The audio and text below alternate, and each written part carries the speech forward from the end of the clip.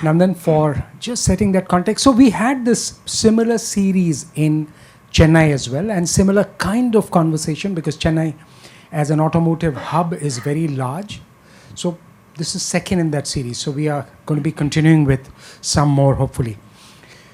So let's start with the broad context. As India looks to become a manufacturing hub, well, that's the traditional form of the companies. We need to give it the edge, just like as we were talking informally a little while ago, just like fintechs have done for the banks. Banks have been the traditional companies. Fintechs have really given them the tech edge. So we try to conceive of this conversation in pretty much similar manner.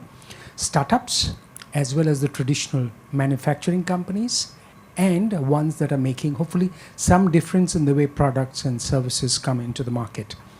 So among the points that I thought we could touch upon, and again, this is driven by you as industry experts. So you are going to be driving this conversation. You are going to be, if you think something's more important than what I probably spelled out, please feel free to add that.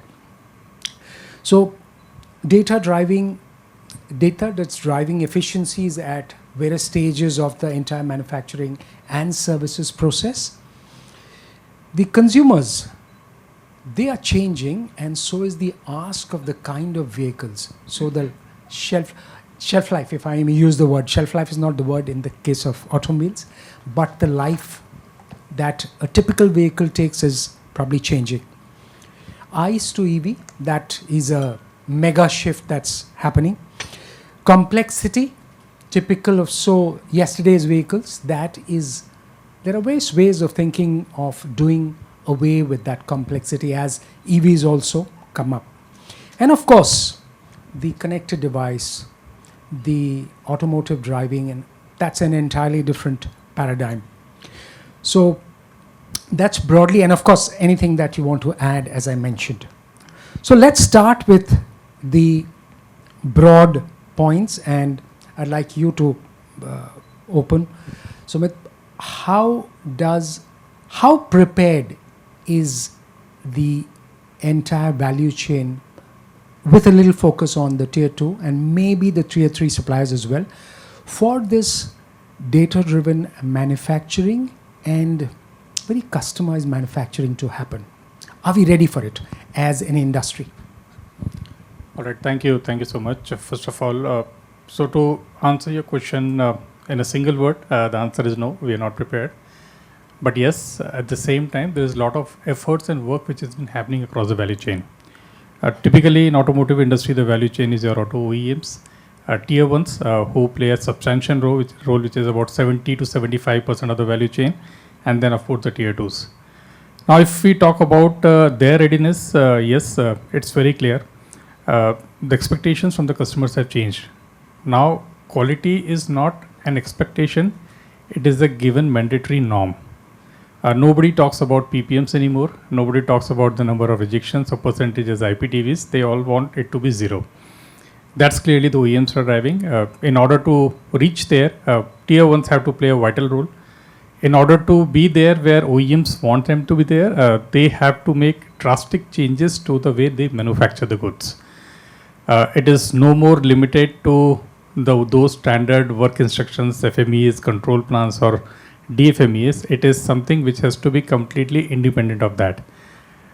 Now, it's very clear that whatever a human being should decide on the shop floor should not be decided by him on the shop floor. It should be done automatically. That's the need. If a human being is deciding, he will decide it sometimes rightly or wrongly. And that's what is the place where Industry 4.0 is now being pursued very, very strongly by the tier ones. If you want me to set up the context, I will stop here. But if I go to tier 2, the situation is quite different. They don't understand this word. They definitely work in a way by which they can somehow manage their cost and have those profits still coming to them what they are earning. They are a little too far away. So tier 1s are somebody who have to take accountability of tier 2s and also have to step up to the expectations of the OEMs. But yeah, a lot of work is being done and a lot of work still has to be done in this direction. That's just opening. Okay, that's a pretty, the kind of work, we'll get to the detailing of that for that. Supriya, for an India, I won't call it India headquartered, but an India arm of a global company. What does that mean in terms of preparing for the innovation pipeline and also for the product pipeline when you're looking at the opportunities that we have? Okay, so Yeah, that should work. Is it? I don't think this Yeah, is. it's- It is? Okay. So at CNH, typically, I'll start with what we're doing at CNH, and then we can talk about, where we take the inputs from and how do we channelize it further. We do recognize India as a fast-growing location, a fast-growing region when it comes to manufacturing, and we have a lot of focus on manufacturing in India, typically because of India being a very labor attractive market, and in fact it gives us a lot of cost efficiencies.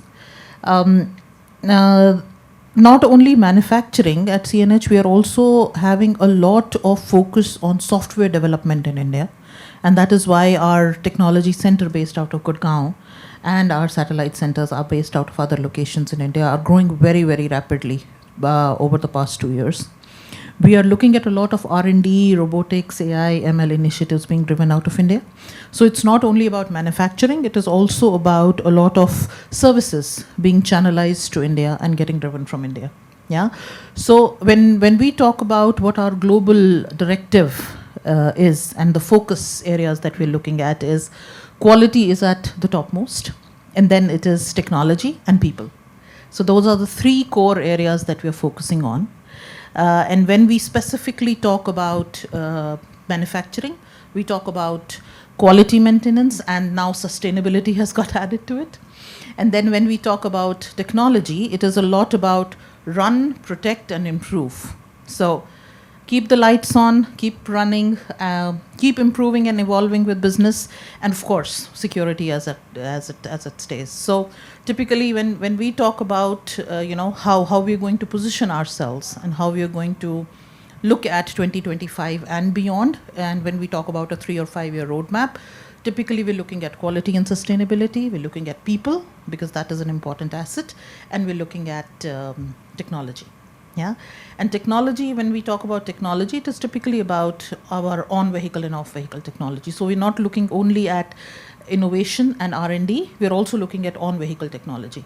We're also looking at how our precision technology helps our products. We're also looking at how our unified control rooms evolve to handle our on-field support, how our mobile applications evolve to give the end customer a quick access to support. And those typically are all the initiatives that we are slowly and steadily shifting to the India Technology Center, because we see India as a fast-growing growing location where we can basically position this and service the world. So if I may just add, will it be fair to say that for CNH, it is the peripheral part getting to more heart of the vehicle in terms of more critical software or some of the components? Is it fair to say that? yeah, it is a part of that. So it is, but not only that. When we talk about software, we talk about on-vehicle and off-vehicle. Now, when we talk about on-vehicle, it is a lot about our UI UX experience. It is a lot about how we guide our vehicles, how we guide our vehicles to be on farms in a precision manner, and how we innovate. Like we were talking about apple pickers a little while ago. We were talking about cotton pickers a little while ago.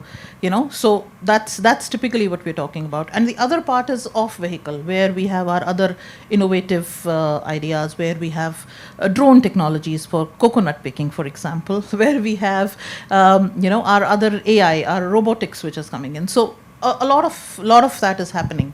And I'm proud to say that it's almost about 70 to 80% of it is happening in India. That is super to hear, because that's the change, Sanjay, Nagpal, that's happening.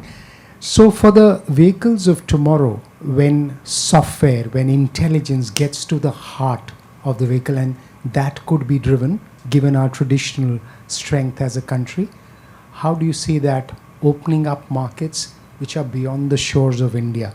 While a company like CNH does it for its arm, is there enough opportunity that you see that Indian companies could do that for the globe? Thank you, Ashutosh.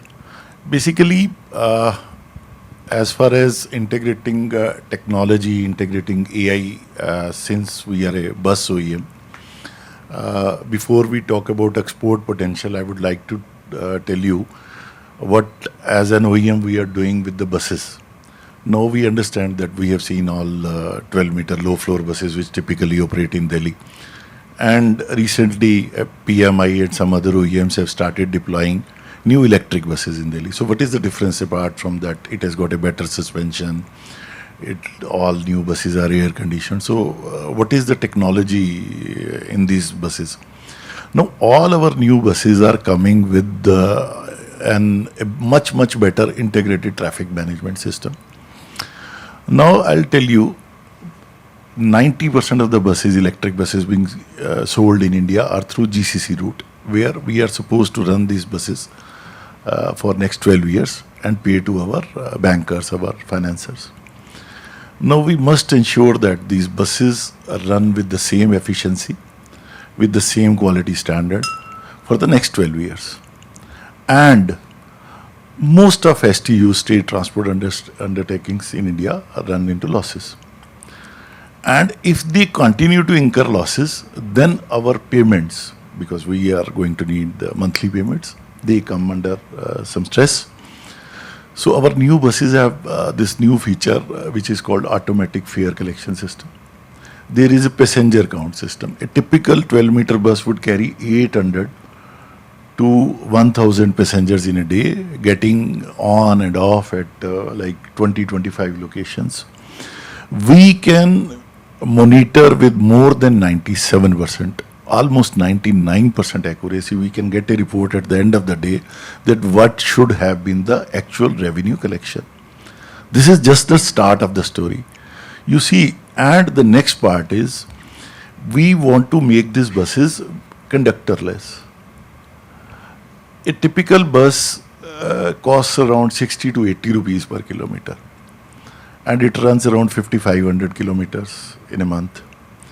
And the cost of a conductor is around 40,000 rupees per month, and one bus would require around 2.5 conductors. That is 1 lakh rupees, that is 20 rupees. This, if we are able to somehow recover these 20 rupees by deploying technologies, all these STUs will come into profit. By just adopting one thing, by just deploying an efficient passenger counting system and an automatic fare collection system, all your STUs in India can, from losses, they can become profitable. And of course, the other leakages are not there in electric bus. You cannot siphon out diesel because there is no diesel. There is nothing in an electric bus which you can take out and sell in the market. So technology, bus technology can make all these STUs, and ultimately buses serve the poorest of the poor. Delhi requires 10,000 buses. It has 7,000. How do you take it to 10,000 unless and until that STU comes into profit? So by adopting technology, basically you are going to serve the lowest rung of the society. As far as export is concerned, we are getting a lot of queries because even though we are not doing as great as China, but still we are not far behind. So we are somewhat like, there are a lot of countries in Asia which still don't have even a single electric bus. And we are getting queries from a lot of African countries, Kenya, like one, Nepal, Sri Lanka, Bangladesh was one.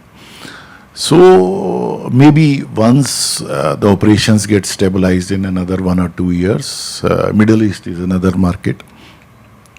And we do some opportunities emerging, but before that, before any of the OEMs can tap into that potential, I think the demand, every OEM has got his order book full for next 2 to 3 years. That is the bottom line. Yes. That is so important to hear. Yes. Yes. But Sanjay, tell me, do you think the Indian market is ready for such technology? Because when you talk about public buses, we're talking about the core of the people who travel on a daily basis. Are we ready for such technology? And when you say that, we're getting queries and we're getting queries for export, do you think technology at this point in time is a bottleneck factor for going to that export market? And if I may add to that, what about, you've spoken of Delhi, maybe 10,000 buses. What about Nagpur? What about Raipur, which are much smaller markets? How does the economics work? I'm running 144 electric buses in Nagpur. I'm running 20 in Ladakh. So I don't think anybody would imagine that there are 20 electric buses running in Ladakh. I have taken one of my buses to Khardungla. I have traveled in that bus. I am running my buses in Goa. I got 85 buses in Kerala, which gets maximum rain. I am running 150 buses in Rajkot, where the peak temperature in summer is 50 degree. So you see, when you said that are people ready for technology, I can recollect a debate in Parliament when this UPI was being introduced, and one of the former finance ministers of India commented that do you expect that a fruit vendor, a vegetable vendor will carry a card machine? But now a beggar is carrying a QR code. Yeah, Bangalore has gone, everything is QR code. Yes. So, you see, technology is evolving. It will throw up challenges, but then industry will find solutions. We have got some of the most brilliant IT minds in India. So some facial recognition, some Aadhaar integration will come, and we are working on that. I am not saying technology is here, but that will is there. When will is there, the solutions will be found. But that is the solution. You see, till you bring those STUs into profit, you cannot. You see. You have a bus in Delhi which is air conditioned, in which a student, is office goers who, when his duty is off at 7 p.m. or shopkeeper, when he is able to travel in an air conditioned bus. You see, my or any OEM's electric bus has got air suspension. If you want a car with an air suspension, you need to spend minimum 1 crore. But a bus has an air suspension. You try traveling in one of the electric buses. You will find a ride better than most of the SUVs. I can assure you. Be it mine, be it Tata, be it JBM, any of the bus. These are much better than 10-year, 15-year-old products. Okay. Just to add on, yeah, sure. What he just explained, and what you also said. See, the technology adoption is all depends upon how ease of it easy for the user is. If it is very easy to use like UPI and it costs nothing to a user, then adoption will be very fast. And if technology adoption requires a investment or a cost, or you can say a lot of education, then definitely it will not happen. So it all depends upon how good we are able to create a technology, how good it is, you can say user interface we have created. If the user interface is good, then everybody will use technology. Like, in mobile, now I think everybody, irrespective of the age, is using the, voice call, yes, voice command, because it's so easy. Yes. It's so easy to use. So it all depends upon the user interface, how good we are able to create a technology. So the question then is, so he's talking of buses which are there in cities, very much required for urban transport. Yours is a very different market. What kind of innovation is driving the change there? And again, given the scale at which ACE operates, if you can give us a sense of, could that open also markets for maybe in Africa, which is probably the last bastion? See, just to tell you about ACE. ACE is into the revenue generating equipments. Okay, whatever equipment we produce, customers earn money. It is not for a user, they are not like a car. It is basically by which he will earn a money per month. So in these equipments is very, very important to develop a products by which he will get a better ROI. So whenever we create any product, we try to create a product by which he can use the product much better. Like he can use the product, you can say 24 hours a day. So we try to create a hybrid products. We try to develop a products by which the utilization of the machine increases. Like recently, we have developed a product, we call it, NX360. That is a combination of two products. It is basically a crane as well as the rough terrain crane. So you can say that before that product launch, the customer has to invest roughly around 1.2 crores for the two machines. Now he has to invest only 40 lakhs. So that kind of value addition we try to do. We try to create a unique products by which customer can generate more money by less investment. So if you see the action construction in the last 3 years, we have developed many innovative products which are the first in the world, not in India.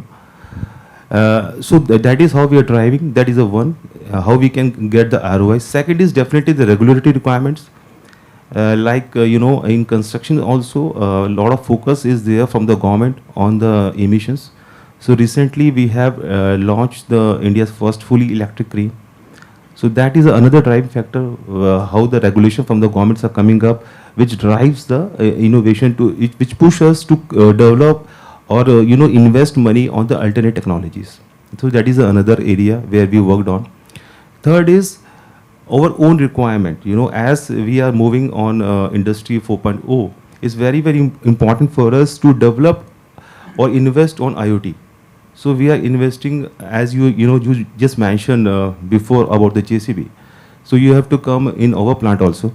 So we are also investing on IoT. We are also investing how to get the real-time data from the field so that we can eventually create a better products. Because more and more data we will get, more and more we know what actually customer using the machine. That is how we can optimize and fine-tune the product. So that is how we are driving it. And as far as other markets are concerned, just to tell you, I told earlier to other people also, for construction equipment, what I feel is an amazing time in India, because a lot of things are happening due to China +1 policy. So many, we are getting huge orders of export from many countries. Actually, we are getting many new joint venture opportunities because a lot of people are looking India, because they wanted to take away the plant from China. So it's amazing time. Also, due to Russia-Ukraine war, many business came to India because a lot of American and European companies closed their plant in Russia. So as far as export is concerned, we are very bullish. Last year we did the highest export in the history, and every year we are keep on increasing. Thank you. Yeah. So very interesting that you mentioned, since you mentioned JCB, and I'll mention this is something that touches my heart, very close to my heart. I visited the Jaipur plant. I also went to Faridabad, but what caught my attention, I haven't forgotten it, some 4 or 5 years later, this is pre-pandemic, 32% of the people working there were women. That caught my attention, and we can talk separately about some of those amazing stories that I heard from the women themselves. Okay, so while we hear this from a bigger brand, Avra, you tell us, startups can be wild sometimes in their approach. When I say wild, not in the negative sense, but in terms of what they want to achieve. We've heard the established names, what they are doing. How could some of the more incumbents think differently and look at the opportunity driven by startups? And you were telling earlier, a little while ago, how Anand Group is looking to partner with startups and working with startups. How big could that ambition be? Right, thanks for the question, Ashutosh. And I think one key theme that we all are talking about today is quality, right? And what we have seen with our customers, that quality is one of the first places where they want to invest. Be it new technology, be it adding new machines, experimenting, whatever it may be, right? And when you're looking to export things out of India, right, everyone knows it has to be global quality, and that's where what we feel is that startups, being agile and very experimental in nature, can take up some of the unsolved problems that typically a lot of OEMs and tier ones have, right? Which maybe if you're comparing a startup to maybe an established technology provider, right? Which they might not be open to experimenting, right? Whereas a startup is always agile and ready to solve a problem, and that's where even that's how we have been successful in what we have been trying to do, and that is kind of automating quality inspection in manufacturing lines. And the key theme again, there being automation and being data centric, right? And typically startups are the ones who are first to jump into any of these emerging technologies, and that's where I feel collaboration with OEMs or tier ones can accelerate the startup's journey also, and as well as kind of mutually benefit each other. So that gets me to a point. You wanted to come in? Yeah, please. I just want to add to what he just said. See, even I was talking some time back. See, the startup culture actually in India has picked up in last 5 to 6 years. When I talk about the newer technologies, see, especially in electronics, youngsters coming out of the premium colleges were trying to do something which will go into the future world of EVs, and by now they are already there at 70 to 75 or 80% of readiness. But the last mile, which is to convert that into a business proposition where they have to work with an auto OEM, that would need a lot of experience because that's the place the government comes in. That's the place the new regulations will come in. The functional safeties, which are driven by the globe, they're all coming here. And that is the place where big groups or OEMs, they shake hands. Because if you have to start doing something today to address to the needs of electronics in EV, it's a 4 years to 5 years of journey. And you waste that much of time. And that's the reason you would, I think everybody would see there are multiple startups who have joined hands with the big OEMs or big groups, and they are doing wonderfully well. And that is exactly the approach what we also have in Anand Group. We already are working with 3-4 startups for different technologies, and it's a great relationship happening. We both are enjoying learning with each other. That's like really the last sentence. You say both learning with each other. That's really the big thing.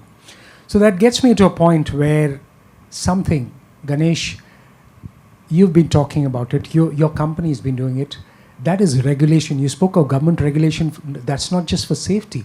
That's the wider issue beyond automobiles. That's the sustainability part. Our commitment, the country's commitment to net zero by 2070, the regulation by SEBI. How does that change the rules of the game for any company? And we're talking of within the automobile industry today.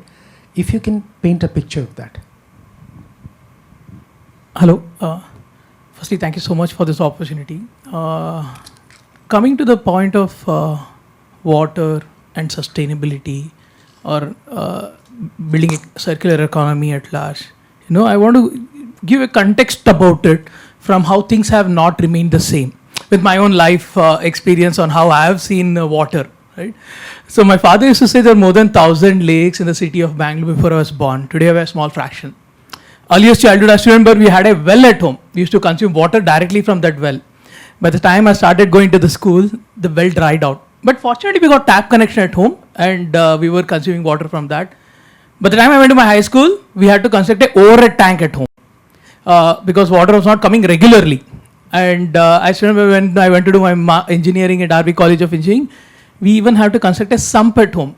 The utilities that was supplying water to our house was not able to fill the overhead tank, rapid urbanization, water was not able to have enough pressure. And later when I went to do my master's at the Institute of Science and working with General Electric, we had to construct one more overhead tank because water was coming once in 15 days. And as I talk to you today, we even get water from water tanker trucks, right? I mean, with 2 tanks and 1 sump, I'm still dependent on somewhere I don't even know where I'm getting the water. Water is a finite shared resource. The water that I consume at home or the water consumed by Anand Group or any of these companies is a finite. It's the same. I don't know whether the word compete is the right thing, but we all share it. So imagine while water is prioritized to me and my family and given at a very subsidized price, what will happen to industry, right? I mean, government's role is to give water to you and I and agriculture. So industries are in massive and imminent risk, right? It's just not about regulation anymore, actually, to be honest. Like, if water is prioritized to all of us and it is not there for industry, so obviously regulation is like you wear helmet to drive a bike. Same way, if you don't conserve water, you'll get hit, your business will get hit. So I know a large conglomerate's business have shut down because of unavailability of water for like 18-20 days. during their time, their competitors acquired their customers and various other. It's no more about like a regulation, to be honest, in my opinion. It is covering the risk of the country at large, right? You probably don't know how much time that is take to fill the groundwater. It takes more than 100 years. We think it is good. I'm talking about confined aquifer. Today in Bangalore or even in Delhi also, I think we've drill almost like 1,000 feet. And that water is also, let me tell you, that water is supposed to be meant to protect your aquifer. I mean, if there's an earthquake, that acts like a sponge, like a hydraulic system to ensure the effect of earthquake doesn't. Today we are using that safety net. So I think we have to move out of thinking from a regulatory point of view. We have to think from a very business risk point of view, right? If there's no water, BlackRock, which is the largest asset manager in the world, says their assets and are at risk because of water crisis. They have produced a report called Troubled Waters. I mean, so I think the regulation is something that protects by helping people who don't see the problem, right? I mean, regulation is a mechanism to protect our country's GDP, right? India's GDP is 6% of our country's GDP is at risk because of water crisis, right? So I think large corporates have already taken measures. They are not only thinking about it as a risk, they are considering it as an opportunity to actually become water positive, to become stewards, right? It also builds a brand for them, right? I was just hearing from Bhatnagar sir that their whole facility is so sustainability focused that they have made it a primary thing that anything can happen, but not something on their greenery or their so I think at a very large leadership level, I think it is not, large corporates, many things don't even see from regulatory. They see it from their business risk and they see that their responsibility, which actually adds to their brand. So very interesting that you're saying that, and I'll come to you both on that specific issue. As industry, do we need to move away from government compliance to maybe national compliance and maybe the larger issue, the water positive, the way we should think as industry? What would you say? No, absolutely. I think there's the need of the hour. I think I 100% can't agree more with him on the need of water. And I live in Gurgaon and NCR, and I can tell you that out of 7 manufacturing locations we have, in 3 locations, there is no availability of water already. And these are the plants which generate around 2,000 crores of revenue per annum, but we are surviving. So the least what we do is that whatever rainfalls happen the entire year, we preserve that. We use it and we make sure that levels are always maintained. Now that's the least we are doing. This is, now somebody may say that it's because of compulsion to survive or it is something you want to do, but no. This is very clearly spelled out by the promoters and the leaders that water is something we have to take utmost care, respect. Whatever you consume, give it back to the earth. And it is the time. Like pollutions, we have some national norms. We have very strict regulatory compliances with every single industry and company has to comply to if they have to set up a factory in any part of the country. The similar norms have to also come in for water. But even the regulations which are statewide regulations are unfortunately not followed to that spirit. Even the real estate work, what I think NCR, we know better than anybody, the kind of real estate work happens. We just do not know how much water is consumed and how much is being preserved at the time of construction. Now, these are the things where government has to really take little stringent actions to make sure that this is a subject which is dealt with a lot of respect. Supriya, would you like to add to that? Because it's about that, you see that often, government recognized, that thing is kind of steeped in our head, but customer recognized and probably society recognized, isn't that a bigger thing for companies to chase? Yeah, I think it started with government recognized. Yeah, and I personally think, and what I have seen at least in our plants and with CNH is the government recognized part of it is slowly fading away. It is becoming more of your social responsibility. It is becoming more of your sustainability responsibility. And there is a lot of focus on your social responsibility and sustainability now. It is as important as your people. It is as important as your quality. And that is why for us, quality and sustainability come together. Yeah. So with the recent change, what we have done is we have coupled quality with sustainability, because we see sustainability as a part of quality drivers that we have. Yeah. So, and you rightly said about water, but I would not only restrict it to water. It's also energy consumption. You know, it is also our other resources that we're talking about, and we use a lot of resources, and we are dependent on those resources.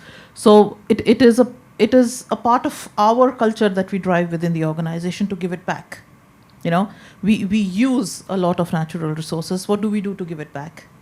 Yeah. So it's typically not only about rainwater harvesting. It is about a lot of other things of how we utilize solar energy responsibly. How do we give it back? We have abundance of resources, but do we use them wisely? And do we need to get better at using them? Yes, we do. And we have a long way to go. But having said that, you know, till now, till I think a few years ago, we were not that responsible and that aware, and we were just on the consuming side of it. I guess now, and I don't know what you think, but I guess now we've started giving it back as well. You know, when you talk about forestation, when you talk about green, when we talk about green IT, you know, we've started giving it back, and we'll get there. It is a journey, and we'll get there. So that's what we would believe, and that's the belief that we carry.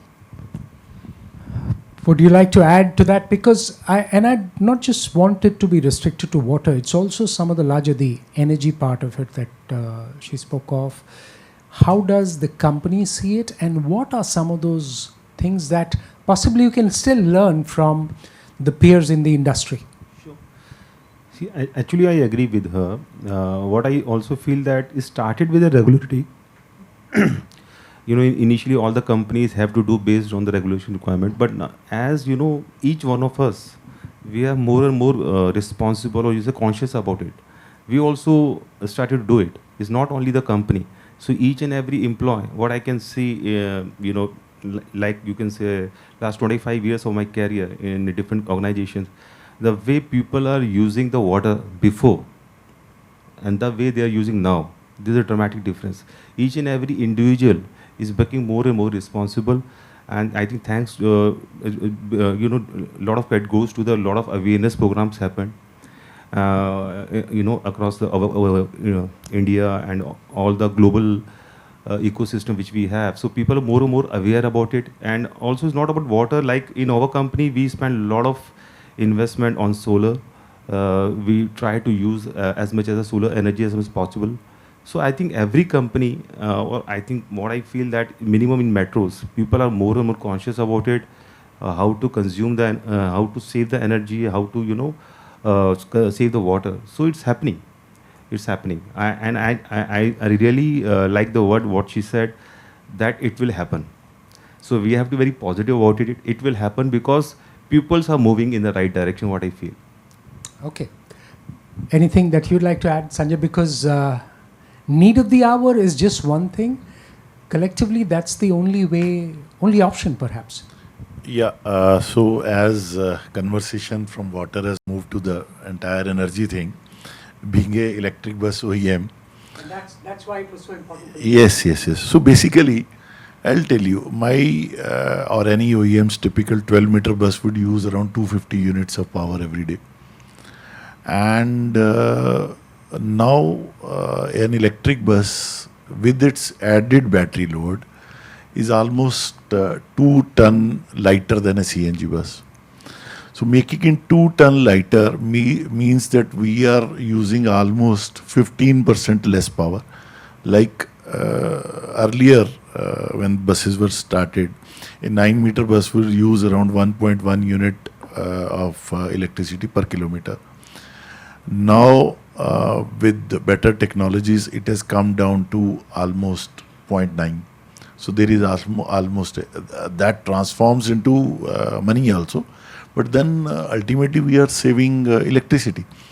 So adopting, fortunately, or our manufacturing processes are such that since we make buses, we don't use much of water in our plant. But definitely by cutting down per kilometer electric consumption by at least 15%. So my bus's electric consumption is almost, and I'll tell you, even if I use a diesel generator to run my charger, to charge my bus, it will use almost 30-40% lesser diesel than running a diesel bus. So this is how efficient an electric. Ultimately, that has to change as well. No, we are not using a diesel generator to charge okay. our bus. I am saying as a calculation. So this is how efficient. But ultimately, you are contributing something to the society, na? Sure. Yes. No, just to add to what he has said, maybe on the lighter side, while definitely with the electric buses and all the vehicles coming in a big way, but we recently met some of the big powerhouses, power companies in the country, and they said the biggest challenge is if they want to go to the remote areas, the grid is available for 6 to 8 hours in a day. If they go for high powered chargers, then they are supposed to have energy storage devices adjacent to them to take care of those issues when the powers are fluctuating or they're not there. So that's another challenge which the country is already facing, and that's the reason we see most of the buses coming in the big cities where power is surplus. But just to tell you, like, see, when there is a need, it gives birth to the innovation. So in fact, we are already now very soon going to bring products which will generate green energy for chargers. So that's something which is almost done. I cannot share in this forum, but that's a solution we are going to bring, which will go adjacent to the chargers, at least 100 kilowatt of storage system, which is all green, and it can produce green energy for you on demand. So then there's a need, so there are people working around it as well. Super. So let's now talk, and which is something we discussed a little bit, about the returns on the kind of investments, because we talked about tier 2 and tier 3 OEMs on whether this industry 4.0 investments, how could they generate returns. And I'd also like to talk a little bit later with others as well on the kind of people that are required for this to run it, because that will also be a different skill set for the entire industry to work about. So I think it's Ashutosh, it's a very valid question, and before we talk about the returns, we have to also understand what do we have to spend. The thing is, we started this journey I think 4-5 years back, and Industry 4.0 maybe at that time was more of a buzzword. Today it is Industry 5.0. But yeah, I think end of the day it was very clear that you have to remove the human intervention or reduce it, produce better quality product, be more efficient, use lesser energy and power, and have data available to you which can be used for all sorts of analytics and so on and so forth. So definitely as the larger group and manufacturing leaders in the country, we want to do something similar to that. But whenever you start the journey, you have to start with an experiment, or you call it as a pilot or a proof of concept or whatever it is. So we did the same thing. We picked up a relatively young generation plant. Maybe we thought that let's make it a world-class plant and see what is needed to do that. And we connected with some of the big players in the world to come and do it for us. When the investments come on the table and actually you want to really automate everything, digitize, and whatever you want to have it there. Under no circumstances it will make any sense for you to have any kind of return of investments in next 10 to 15 years. So if you put that to the board, it will be just thrown out of the window within no time.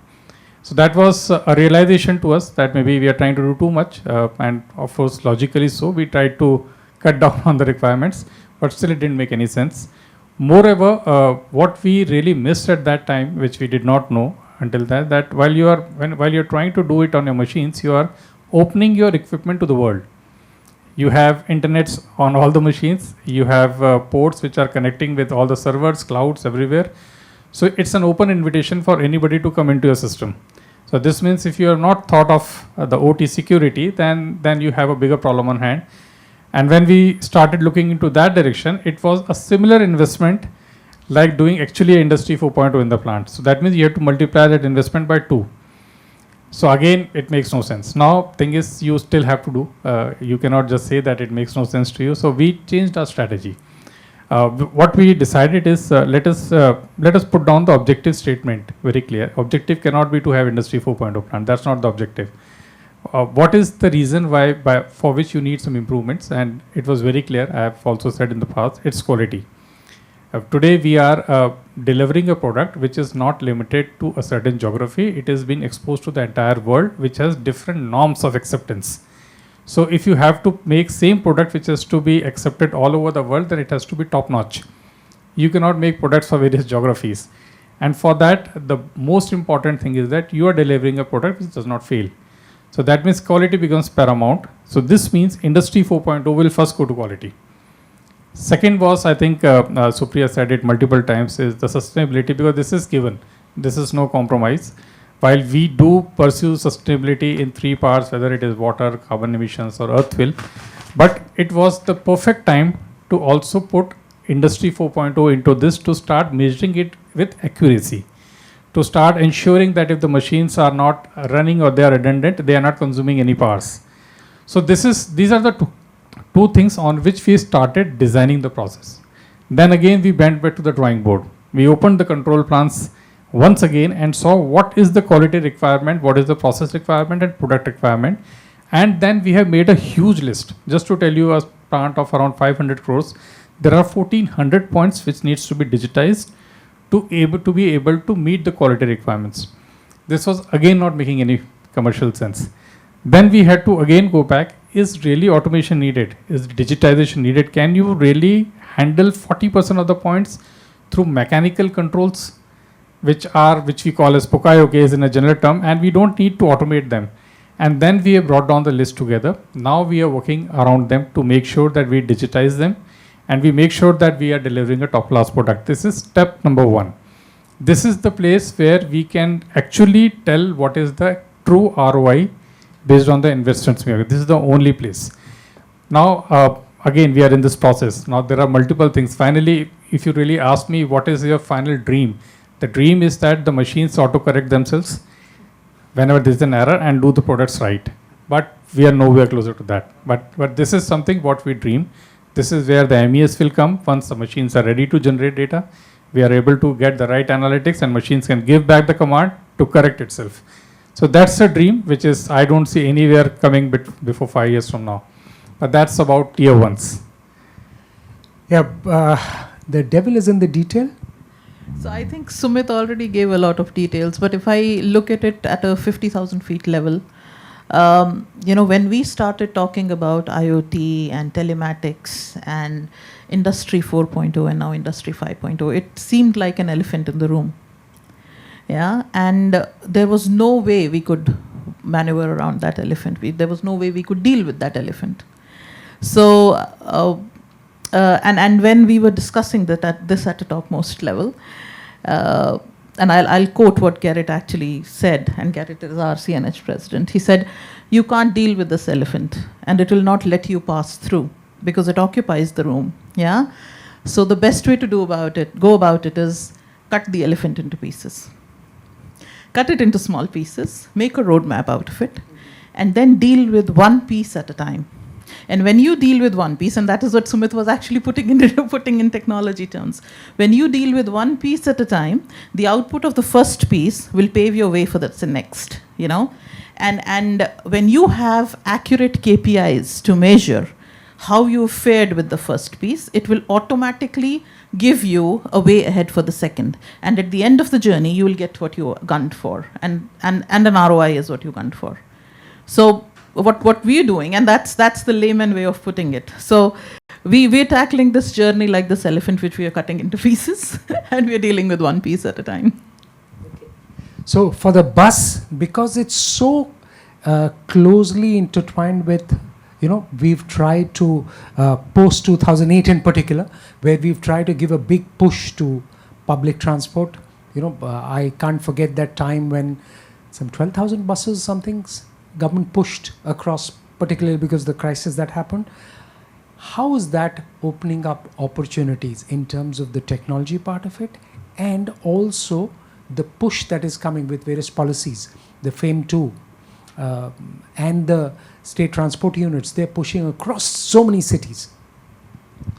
As you mentioned, how FAME 2 has pushed the quality. Now, the FAME 2 demands that we supply buses to STU for a period of 12 years, and we are supposed to run these buses. And in those 12 years, they are going to require at least 2 battery changes. So quality itself comes into the play, because my per kilometer running cost is fixed and it goes up just by 2 to 3%. That covers only the operational part.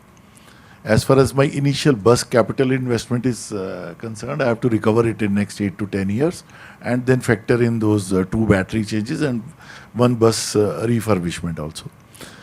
So if my product is not quality made, you see all these electric buses are monocoque chassis. These are not buses made on a truck chassis. Till recently we had the buses which were basically made on truck chassis, and that's the primary reason they were not so comfortable, because they were meant to carry grain, not humans. So now we are making buses which are based out of monocoque chassis. And a monocoque chassis is almost, as I said, 1.5 to 2 ton lighter.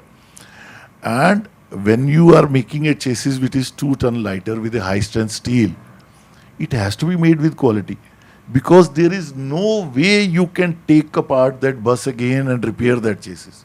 It is not repairable. You have to make it well enough to last for the next 12 years. You have to make sure that it does not rust, it does not warp, it does not bend, it does not crack. So that quality has to come into the process. And if you are not making your buses with quality, you see, again, I am running around 85 buses in Shimla since last 4 years. And if you see my bus during evening peak hours, a 30-seater bus carries 60 people at a gradient of 20 degree in a road, Shimla, place like Shimla. And you can imagine the road conditions, not in the main city. It goes to the suburbs, 30 kilometers, 40 kilometers. And if it is not made well, then it is not going to survive. And I have given bank guarantees. I have provided warranties. My company will close down if I have not made my product well. So that quality itself has to be there. Okay, Amit, for the larger issue, since we're talking of the data, and you mentioned 1400 is now stuck in my head for that plant. Now, the kind of data that is generated by today's machines and what is being planned for tomorrow's vehicles, how will, given the kind of data that these could generate, how will product A be different from product B? And the kind of data that will be generated, what will be the differentiating factor for some of these finished products? See, when we're talking about the product differentiation, then the data is not only the criteria, correct? It also upon how we are positioning the product, whether the product is, for like which kind of application, what kind of price segment we are talking about, which kind of customer we are talking about, whether the products are for in our field we call it about the fleet owners, or they are for normal rental peoples, or they are the actual users. So which kind of customer? So based on that, you design a product. As far as data which we get from the field based on IoT, that helps us to optimize the product. You can say design rightly in terms of reducing the cost and also giving the features what actually customer wants. Just to give example, that when we started to get a data of the crane, what we came to know that customers is actually using the machine mostly in X RPM, engine RPM. They are not using the machine on a, you can say, the maximum RPM. So it means that when we are developing a product and when we are finalizing the architecture of the driveline, we have to optimize the fuel, we have to optimize the performance of the machine on that particular RPM, so that the customer can get the best product. So that helps. The real data actually helps on that area, that it gives you the right data by which as a technical team you can fine tune the design and make a right product. And as we all of us keep on talking about the quality. So quality is what? So quality means breakdown free machine. Okay. So as soon these data helps you to create, you can say, improve the quality, because you understand what customer is using it. And also, just to give example, like when we started to get the data, what we came to know that in India, people are not lifting the load what they're supposed to lift. Means when I'm talking about the crane capacity is 10 ton, actually he's lifting 15 ton. So now you cannot stop him because that is how he's using it. If you have to survive in the industry, you have to sell the machines. So you have to fine tune your product based on actual customer application. And you do not want any breakage because it can actually cause accident and somebody can die. So these real-time data help us to fine tune the product based on the customer requirement. And as far as differentiation is concerned, it depends upon many factors.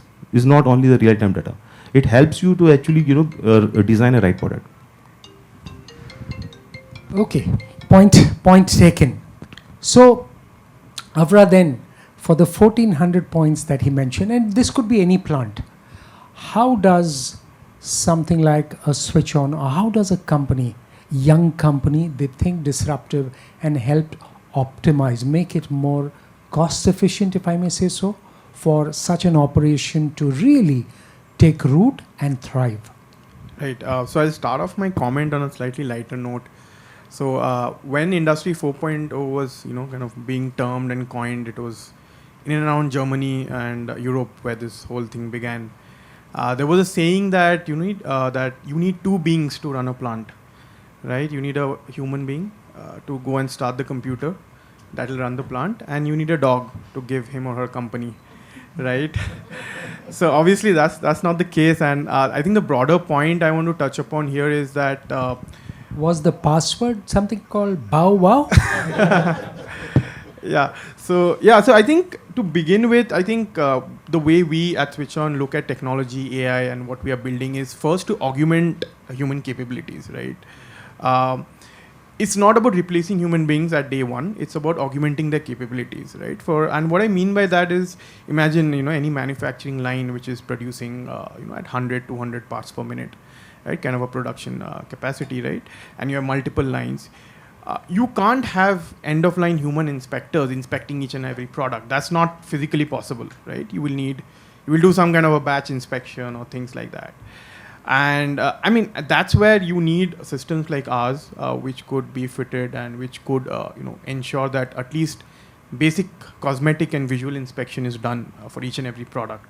And in, sector as automotive, right, where there are multiple issues with recalls, quality, and brand reputation, right? You wouldn't want even one single engine to fail, out of probably 10,000 cars that you're shipping. For example, second largest automotive OEM is one of our customers, and what one of the managers told us that even in 10,000, even if one car's break down randomly on the road because of a part failure, that gets blowed up on Twitter and social media, and it causes huge brand damage, right? And that's again tying back to the larger theme of doing quality, right, and doing it. And again, coming back to, I think, the 14,000 or 1,400 data points, right? So what we have seen, again, work out is at day zero, you obviously can't digitize your entire plant, right? It's similar to setting up a plant. So in day one, you don't have 15 lines running simultaneously, right? You start with one line, then you put the next two. Then after you put two lines, you see, now we have some repeatability in our process and lines. Now let us go ahead and set up 5 lines together. And then, when you have a blueprint of one plant with suppose 10 lines, you go ahead and try to replicate that in another region and say, like, I'm going to start my plant with 10 lines. So I think it's a similar story with digitization and Industry 4.0, where we have seen that, you go ahead and do this for one machine as a pilot or POC, as Bhatnagar has said, and you kind of learn. And this is learning not just for the buyer, but also for the supplier, right? It's not just about technology, it's about how it's getting adapted, language barriers. So, a lot of this UI UX is in English nowadays, right? We have seen if you end up having multiple language support, the adoption is great, because the operator level still don't know fluent English, right? So, for example, in our application, we support some local languages, right? We have training material which is in Marathi and which is in Kannada, Telugu, which helps them adapt our product. So I think that's the strategy what we have seen, kind of play out with OEMs. You start with one, then you start scaling up, and once you have a good blueprint of how this is running across one plant, then you try to replicate in your other locations, right? And I think out here, the last point which I wanted to kind of touch upon is typically in these kind of systems, right, your buyer and your user is not the same, right? So person buying these technologies are CIOs, CXOs, and the users are going to be, your plant managers, operators, and people like that, right?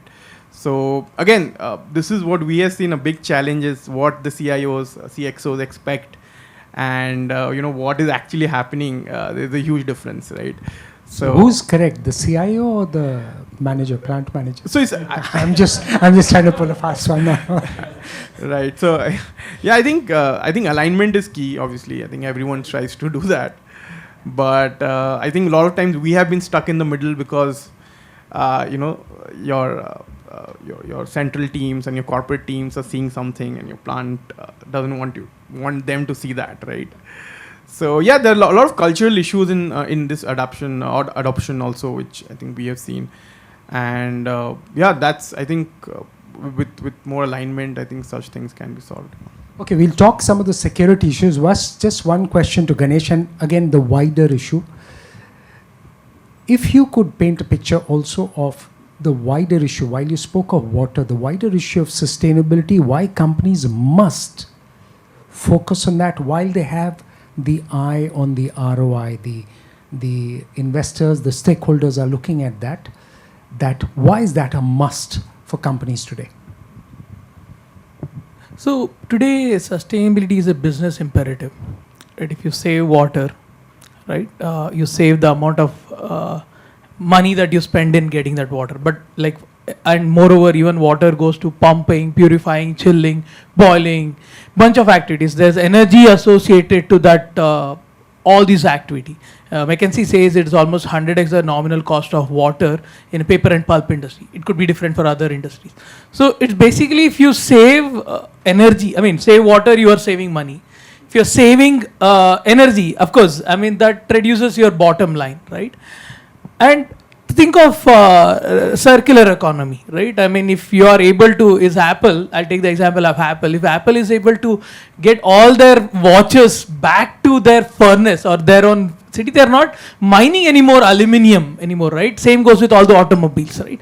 So it's becoming a must because it's also going to make a huge financial case for all the corporates and industries around, right? And while there is tailwinds on regulation, and if you think about in India, we have business responsibility and sustainability reporting that you have to do along with your financial filing, which requires you to say how much water was required to make a rupee of revenue, how much energy was required to make a rupee of revenue, or even carbon emission for that matter. So now you're looking at it like assume Maruti Suzuki and Tata Motors, both of them are doing their filing in terms of their revenue. They would also have to file how much energy was required to make each car, how much water was required to make each car. So they can't be, the amount of energy or water required cannot be inordinately different while they are producing similar revenues, right? Maybe there are cars of different types, I understand, but there can't be very large difference. So what will happen eventually for these large corporates would be that it will lead to investor pressure, because they say at the end of the day, if they are raising money from private equity or various other financiers across the globe, especially European financiers, they would look at this as a huge environment impact on what you're doing, and at the same time, if you're not managing some of these things, it will have an inherent materiality risk associated to it, because of which the investment will not flow down. From a very regulatory point of view, government would obviously protect the natural resources and even the energy generation. India went to the largest energy efficiency drive by putting LED in everybody's house. So the country cares about the energy efficiency more than anybody else, right? So obviously government would put regulation on it, and they would actually put penalties on when these numbers are out. They would actually make it very useful. Media companies would also get all this data, right? At the end of the day, like you. So at the end of the day, it affects reputational risk on industries because these numbers are out, whether it's energy, water, or circularity. Last but not the least, consumer pressure, right? I mean, today we have Gen Z. I mean, it's told in US almost 42% of this one, Gen Z or even millennials are inheriting wealth from their fathers, forefathers. Now, they care about sustainability because it affects their life, right? I mean, their children, their life, it affects a warmer planet, affects the world in a very catastrophic way. So they care about sustainability. So in that way, you're creating consumer pressure also is going to come into this sustainability. So at the end of the day, industries have to deal with all this pressure, not just only their own financial risk, business continuity risk, investor pressure, consumer pressure, reputational risk. So in this backdrop, all these things, so sustainability becomes a very simple business imperative. The social license to operate in a certain sense. Yeah. Okay, now let's come to the security issues. And I'd also like to add, and since we spoke again a little bit about it, the mistakes that could happen when a company of whatever scale is looking to implement with these. You use one term which again caught my attention. By implementing Industry 4.0, you were opening up the plant to monitoring beyond the premises of the plant. Let me put it that way. What are some of the problems that could happen, and what are some of the security risks that must be factored in? Sure. I think I did try to also explain you some time back. See, the first and most important thing is what is the problem statement. Okay, anything which we are going to digitize, automate, or have any kind of feature to be added in the ecosystem, it has to be answering some problem. I think that's the first thing which we have not done right, was not done so right at that time. Number two, if you're bringing a new technology which you don't understand, then you have to have some people who can take care of that afterwards. Okay, if you have just set up a complete automation of inspection or whatever it is, and just do not know how to deal with that equipment, then you have a problem. You cannot be dependent on the implementer forever. And interestingly, yesterday only I was talking to one of the global companies CTO, and he told me that Mr. Bhatnagar, as per the World Economic Forum, 70% of the POCs in Industry 4.0 fail. So POC is proof of concept. So I said the reason. He said the reason is we try to overdo the things in POC, and we want to really create an example out of nowhere, and finally they don't work. You can't work on a sustainable basis. So we have learned, and we will also suggest you that make small pilots, make them simple, which will run. So make the thing simple is something which he very categorically highlighted, while they are some of the best in the world in the same field. And this is what also we realized. Secondly, when I say that, okay, who are the people who have to handle it? See, we are a mechanical engineering oriented group. Automotive manufacturing is mainly mechanical engineering. IC engines always use more mechanical engineers, designs and other things. Technology is painting, welding, grinding. You name the technology will have some parts of the country. We never understood electronics, IoTs, AI, ML, and so forth and other things. So we thought, okay, now we cannot just say that we don't know it. We have to have our own pool of people who are masters of it, and that's the correction we did almost 3 years back. We connected with one of the premium engineering colleges, and we said, you marry with us for 3 years. Okay, we will send a pool of people with you for 6 months. Only train them on AI and ML. They have to go learn, implement, and execute models. And today I already have inventory of 250 engineers who are experts in this. We are holding a concourse next month in our Hoska's office, where we will be displaying 50 AI models for very critical quality problem solutions done by the engineers themselves. And I have seen them myself, how they have trained the model, how the model was 80% accurate, 85, 90, 95, 99% accurate. Now these are the things which actually gives you a lot of kick, that we have learned something which we never knew. So I feel that with those kind of people, we are more prepared to handle this kind of transformations when they happen on the shop floor. And again, as I've said also before, because the moment you go for any advancements, the moment there is the word IoT coming to your shop floor, all the information techies, their antennas will go up. They will say, no, this is not safe. Till the time you are small, you do whatever you want to do. Nobody knows you, nobody has any interest in your shop floor. But the moment you become big, then be ready. Anybody will stop your machines from anywhere in the world. And that is where there are a lot of things which we have to do subsequently. Whenever we select a partner for any implementation, the CIO team sits there only to check if the security is completely ensured or not. Otherwise, we are not going ahead with this.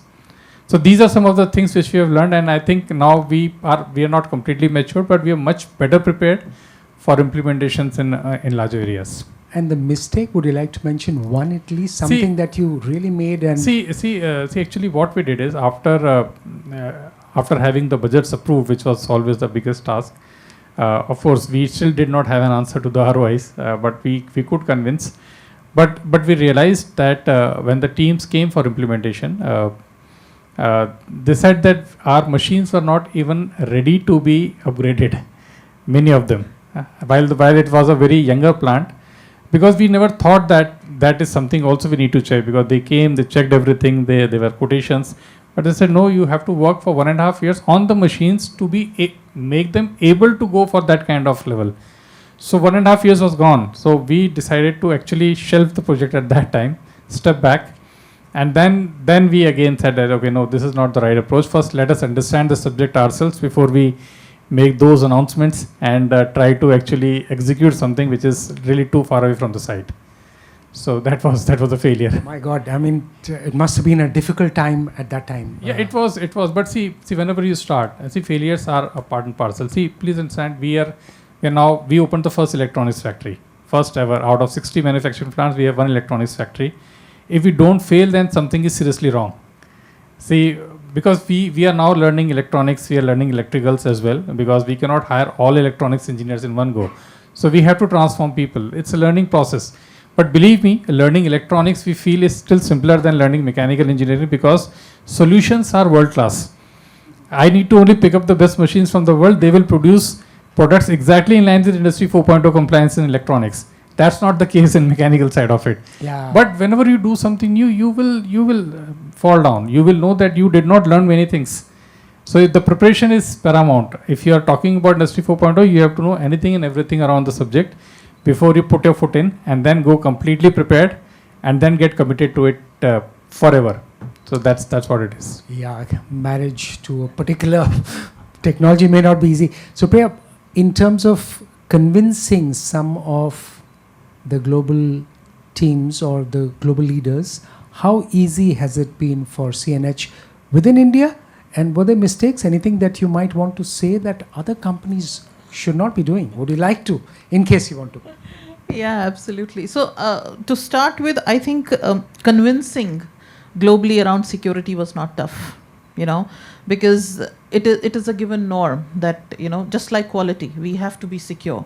And like I said, run, secure, improve. This is one of our key pillars that we're looking at. So convincing to invest in security was not tough.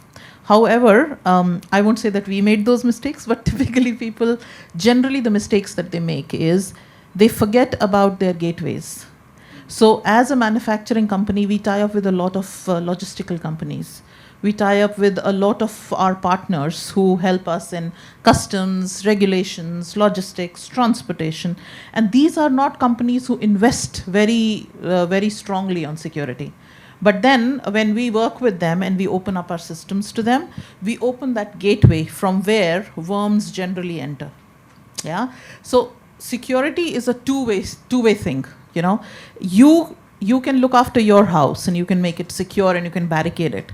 But then you have to go out for groceries, you have to go out for work, you have to go out for other things. And the road is a scary place, So that is where these worms seep in.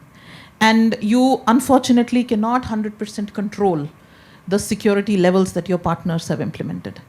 So you have to continuously work with them. So that is one area that continues to be vulnerable, because your partners might not be open to investing as much as you have into information security. The second thing is where typically organizations miss is educating your people. You might be very secure, but one of my associates clicks on a phishing email and all hell breaks loose. Yeah. So educating your people informing them and keeping them informed about how important is it to be careful, extra careful, is equally important. You can barricade yourself, but if you don't educate, then that barricade doesn't work. So education and integration are two things where you continue to be vulnerable. And if you don't plug them, you will continue with your vulnerabilities. It's always on that effort. For the connected bus, the security challenges you face, would you like to probably narrate an anecdote, a short one, which probably explains the problem? I don't want it to be very specific, so just keeping spirit that we're talking in. Yeah, since now buses have started generating data, which was not the case earlier, passenger count and all that, and with telematics, we want to monitor our batteries on real-time basis, what is my motor temperature, all those things. It does throw up a lot of data, but then in our case, this data either comes to us or is shared with the STU. Then from STU, where it goes, how secure their servers are, we are not much aware of that. And definitely, since we don't have, as Sumit said, that tier 1 manufacturing here in India, a lot of components are still being imported. And a lot of times when you face some issues in those components, you have to share that data with the outside world. And you even have to give access to a bus, access to this thing. So that does throw some challenges, and we are looking at how to secure it in a more we want to have a better data center where the data is not only more secure, but then what to do with that data. Our buses generate a lot of data. I was going to ask my colleagues how we are interpreting that data. I don't think we are doing what we should do with that data. And what we are doing is almost just 10, 15%, 20%. We are using that much data only. We have not seen much security breach happening, but I think it can happen. But I don't know who would be interested in analyzing how much passengers are traveling in a DTC bus, who wants to look at their camera.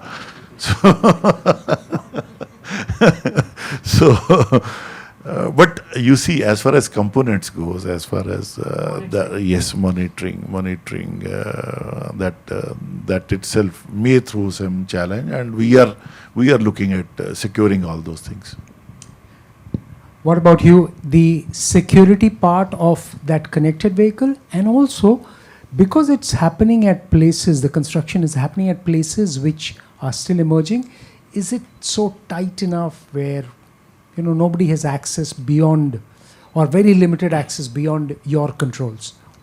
See, as far as connected vehicles are concerned, all the data comes to our server. So we have invested on our own server, our own cloud, so that we can secure the complete system. So we thought a lot before implementing that, because our data is very, very important for us, and we cannot allow that competition can, have that data. So we have invested on security systems to ensure that the complete data comes to our premises only. So we have invested, as I said, on cloud and on the server side. So that is how it is very much safe. So we don't have any issue. Avra, can that game be changed to a much higher level? The cloud part of it is very understandable, but how would a startup look at that? Right. So I think security has been probably the first question that even we get asked, that when we are connecting our machines to your system, and your system is connected to the internet in loop, right? So what about security? So out here, I would like to talk about certain technology differentiator which is very popular right now in manufacturing and operation, and that is edge computing, right? Now, what is edge computing? Edge computing is when most of your critical algorithms, your real-time application, your monitoring, your alarms, whatever it may be, it needs to run on the edge, means on the machine or on the shop floor. You should not depend on a cloud service provider to get back to you, or rather send the data, run something on the cloud, and get back to you with an insight, right? So the way we mitigate the security question, I'll answer that first, right? So what we say is, for critical operation of our system, which is put on your machines, you don't need internet, because we use concepts of edge computing, where we deploy a fairly powerful edge device which could do all the heavy lifting, right? The cloud is only a one-way route for us, right? For example, it's only egress traffic, like traffic is just going from your machine to the cloud. And obviously there are security concerns in that too, right? But there is no way in which, even if someone hacks into your cloud server, can stop your machine. That scenario doesn't exist in a lot of systems that we develop. A lot of systems, for example, Siemens developed, it's all edge. And this whole debate has been going on for a while in Industry 4.0. Most of the good solution providers are edge first, and this is the reason, right? Secondly, conceptually, anything can be hacked, right? All your major application software, everyone has undergone one incident. If you're big enough, you have been hacked, right? Some servers, some data. There have been cases where a developer started a test instance on the cloud without any security, right? And really, you don't have a lot of control on those kind of scenarios. And people have hacked the test instance and taken a dump of data. Travel booking sites have been hacked. I don't know if any of you have faced. So you can't ignore the fact that anything can be hacked. So tomorrow, I think, for example, a Las Vegas casino was hacked through an aquarium IoT device. It's a very common example in the US. So a monitoring device used to be, unsecure and connected to the network, and that got hacked. The casino got hacked through that. But the idea is here, obviously, to do the right audits, have the right security practices in place. And obviously, as I think Supriya mentioned, that you need to, have internal teams which are aware of these kind of things and have the capability of auditing the vendor, right? So obviously, you have multiple kinds of vendors, people who are security aware versus someone who's, they don't have it. So, when you combine all of this, it's as good as it gets, right? And you can still be hacked. And I think lastly, what Sanjay mentioned was really interesting, right? What will somebody do with tons of engine RPM versus people count? So it's a similar thing with us, right? What will somebody do with number of bottles manufactured and number of bottles rejected? Some company right? like yours will figure it out. So yeah, so a lot of time it comes that you capture so much of data. How can you monetize this? Right? You can monetize personal data to a large extent in India today. Like everyone's email is available for 15-20 rupees right nowadays. Yeah. Through these Point services. taken. So yeah, that's so you've my almost taken away the words I was going to ask about the audit of the data that will come, or the data beyond the business operations, and an area where the water part that you mentioned and the larger issue of sustainability, that could be critical data. So again, security of that, how should companies guard that? I don't entirely agree with your point, what will customers do, because I'm very touchy about the data part. Some of my colleagues know it. So many times, even we are a IoT and AI based water management solution, right? So immediately when we talk to a large organization, they ask about security, and first thing that I tell them is like, see, we are right now on Microsoft Teams. Your data, whatever we are talking, is in the cloud right now. So, which is more important, right? You're actually having overseas communication, you're having strategic meetings, everything on the cloud already. So haven't you thought about that, right? I'm sending you water data, which anyway you have to be disclosed, right? That's according to National Water Mission or Water Act of India, you have to disclose water consumption at each point in industry. So this is something that you have to do invariably anyway. You're forgetting about the fact that you are sending strategic information on these webinars or rather the calls, but this is something you anyway have to put it in the cloud. But having said that, see, we are at has happened in the past with respect to how hacking happened even in a nuclear reactor to what is happening now is very different. Today it is much difficult to hack like it used to be before, right? Like I used to work on ion traps which are used in building quantum computers. So I used to ask my guide, why should we build a quantum computer? One of the conversation I came to know to hack. Right? You can actually, because, at the same time, like, what do you mean by unlocking? Like, just like you have a key, we have evolved with our lock and key mechanism even at homes. We buy newer Godrej keys and things like that to make sure that you can't open the door. Same way, a technology, whether it is a brick and mortar lock and key or lock and key in technology has also evolved. It's much difficult. Right, but there's, as I said, if you're building a quantum computer, you can even probably hack a blockchain, right, at the end of the day. So, see, I think the cost of breaking all these things today is so expensive for you to even worry about it, right? You have to think about what is the cost when this data comes out, right? What is that data? So that evaluation has to be done, right? The risk associated to hacking, that has to be weighed out. The cost benefit of you securing your network and what is the data at stake and things like that. So coming to sustainability, or if you consider data at large at this one, I think one of the most important thing about climate sustainability is how do you make this data available so that somebody is not defaulting on it. Like we are looking at how emission at all micro levels is tabulated. Like and methane is publicly available. Methane is publicly available, so that you know who is the offender in climate action, right? I mean, we always keep telling we want to make if we want to solve water crisis, just like how water as a liquid is transparent and clear, we want to make the data of water transparent and clear and make sure that build solution on top of it and solve it. And adding to one more point, Mr. Sanjay said, right? I mean, what do you do with this data?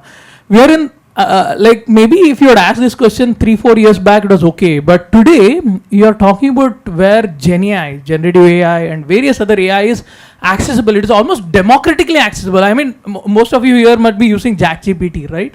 So, in the sense, you are able to use this data and you are able to make meaning out of it much easily. The timing for having data has never been better than now, because you can use this data without you have to building all this AI on your own. These are absolutely available through various APIs, and there are so many companies developing AI tools. So Nandan Nilekani recently mentioned we are going to be the use case capital of AI, rather than building new AI, right? So I think I would definitely like to talk to Ms. Sanjay and find out how we can help him. Good point. So I'll just sum it up, and I am aware you have to rush to the airport. Just one line, which is something I heard some time ago. Data is the new soil on which everything grows. And that line has stayed with me, and I think it's just about sums up some of the conversations. Thank you so much, everyone, for being a part of this conversation. Thank you indeed for being with us.